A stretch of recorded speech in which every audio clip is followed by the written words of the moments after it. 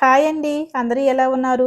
ఈరోజు మనం ఈ వీడియోలో చాలా వెరైటీగా గ్రీన్ కలర్ రవ్వ లడ్డూలు ఎలా ప్రిపేర్ చేసుకోవాలో చూద్దామండి. పిల్లలు ఏదైనా వెరైటీగా స్వీట్ తినాలని అడిగినప్పుడు ఇటువంటి స్వీట్ అయితే చేసి పెట్టండి. వీటిని పిల్లలు చాలా ఇష్టంగా తింటారు. ఈ గ్రీన్ కలర్ రవ్వ లడ్డూలు ఎలా ప్రిపేర్ చేసుకోవాలి, ఏంటి అనేది ప్రాసెస్ మొత్తం ఈ వీడియోలో చూపిస్తాను. వీడియోని ఎక్కడ స్కిప్ చేయకుండా చూడండి. నచ్చితే మీరు కూడా ఒకసారి ఖచ్చితంగా ట్రై చేయండి.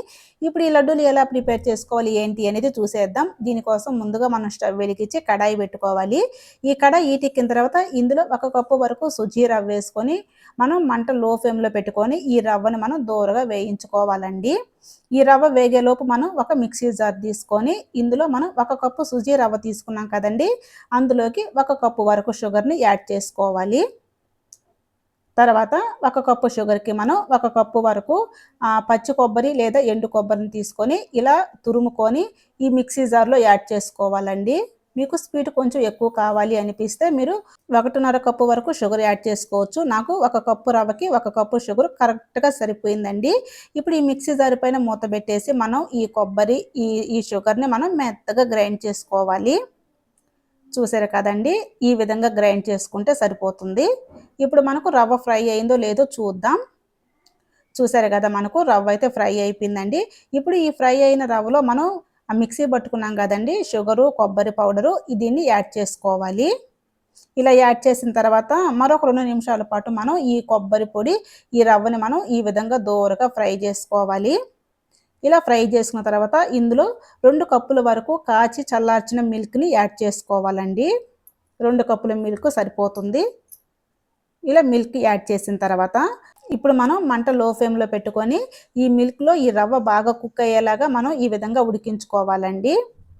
బాగా దగ్గర పడేంత వరకు ఈ విధంగా మనం మంట లో ఫ్లేమ్‌లో పెట్టుకొని ఈ రవ్వను మనం కుక్ చేసుకోవాలి. ఈ విధంగా దగ్గర పడ్డ తర్వాత ఇప్పుడు ఇందులో కొన్ని జీడిపప్పు పలుకులనేవి ఇలా ముక్కలుగా చేసుకొని వేసుకోవాలి. ఇలా వేసిన తర్వాత మనం ఈ మొత్తాన్ని మరొకసారి కలుపుకుందామండి.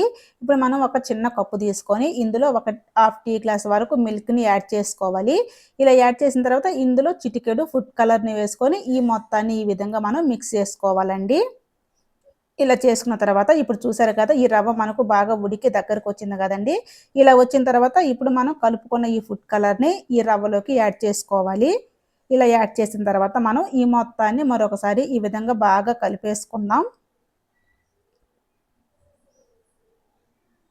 చూసారు కదా! బాగా మనకు ఈ రవ్వ అనేది కుక్ అయ్యి ఇలా మెత్తగా అవుతుందండి. ఈ విధంగా బాగా దగ్గరకొచ్చిన తర్వాత ఇప్పుడు ఇందులోకి 2 యాలకులు ఈ విధంగా పొడి చేసి వేసుకోవాలి. నెక్స్ట్ ఇందులోకి 3 టేబుల్ స్పూన్ల వరకు నెయ్యి అనేది యాడ్ చేసుకోవాలండి. ఇలా యాడ్ చేసిన తర్వాత ఈ మొత్తాన్ని మనం మరొకసారి బాగా కలుపుకుందాం. ఇది మనం ప్రిపేర్ చేసుకునేటప్పుడు మంట లో ఫ్లేమ్‌లో పెట్టుకొని ప్రిపేర్ చేసుకోవాలండి. చూసారు కదా! మనకైతే ఇది రెడీ అయిపోయింది. ఇప్పుడు స్టవ్ ఆపేసుకొని పూర్తిగా చల్లారబెట్టుకుందాం. ఈ విధంగా పూర్తిగా చల్లారిపోయిన తర్వాత ఇప్పుడు మనం వీటిని చిన్న చిన్న బాల్స్ లాగా చుట్టేసుకుందామండి. మీకు ఏ షేప్‌లో కావాలో ఆ షేప్‌లో ఈ విధంగా బాల్స్ అయితే చుట్టేసుకోండి. నేనైతే రౌండ్‌గా బాల్స్ అనేవి చుట్టేసుకున్నాను. ఇవి ప్రిపేర్ చేసుకోవటం చాలా ఈజీ అండి. అండ్ టేస్ట్ అయితే చాలా అంటే చాలా బాగుంటుంది. మా పిల్లలకైతే చాలా బాగా నచ్చిందండి. అన్నిటిని కూడా మనం ఇదే విధంగా బాల్స్ లాగా చుట్టేసుకుందాం.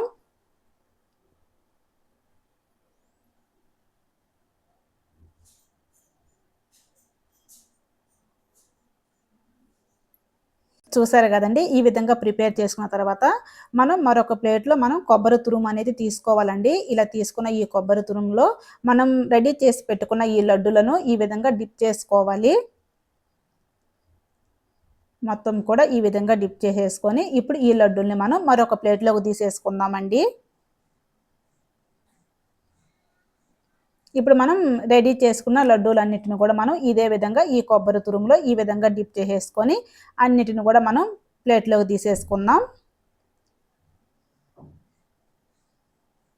చూసారు కదా! మనకు లడ్డూలనేవి మొత్తం రెడీ అయిపోయినాయి.